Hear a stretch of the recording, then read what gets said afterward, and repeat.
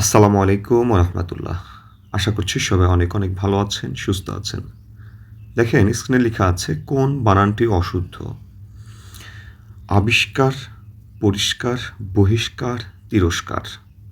লক্ষ্য করে দেখবেন কোন বানানটি অশুদ্ধ।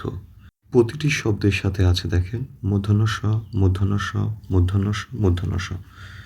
এখন কথা হলো কোথায় মূর্ধন্য ষ হবে। আমরা একটা নিয়ম লক্ষ্য করতে পারি, অ বা আয়ের পরে দন্ত স হয়। এখন দেখবেন এই দন্তস্বটা যে হবে, কখন হবে, কোন ক্ষেত্রে হবে, অর্থাৎ এই দন্তস্ব হবে তার পূর্ববর্তী বর্ণের উপরে নির্ভর করে, তথা পূর্ববর্তী বর্ণে যদি অ বা আ থাকে তবেই সেখানে দন্তস্ব হবে।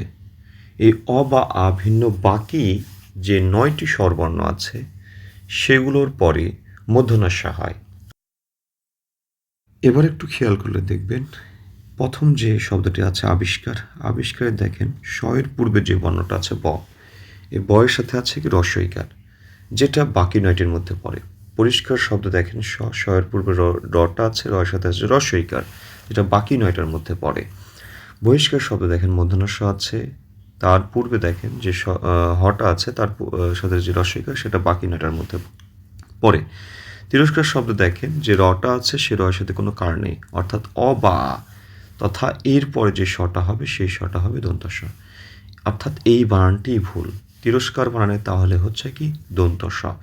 একইভাবে আরেকটি শব্দ দেখেন নমস্কার, নমস্কার শব্দে ম হয়েছে।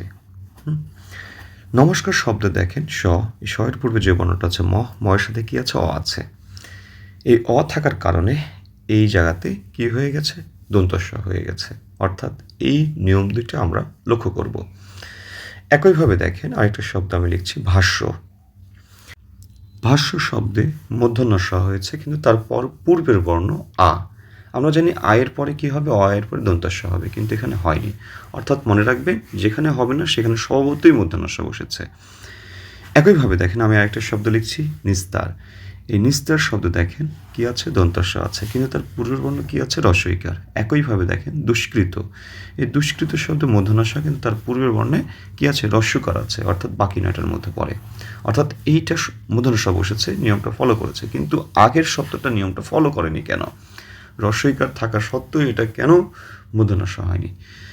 এই জায়গাতে একটা বিষয় আছে, মনে রাখবেন যে দন্ত স এর সাথে যদি কখনো দন্ত বর্ণ যুক্ত থাকে তাহলে সেই জায়গাতে অবশ্যই দন্তস্ব হবে, অর্থাৎ দন্তস্ব এর সাথে যদি ত থ দ ধ এগুলো যুক্ত থাকে তাহলে সেগুলো অবশ্যই কী হবে, দন্তস্ব হবে, কখনোই মূর্ধন্য ষ হবে না, অর্থাৎ এই জায়গাতে এই নিয়ম খাটবে না।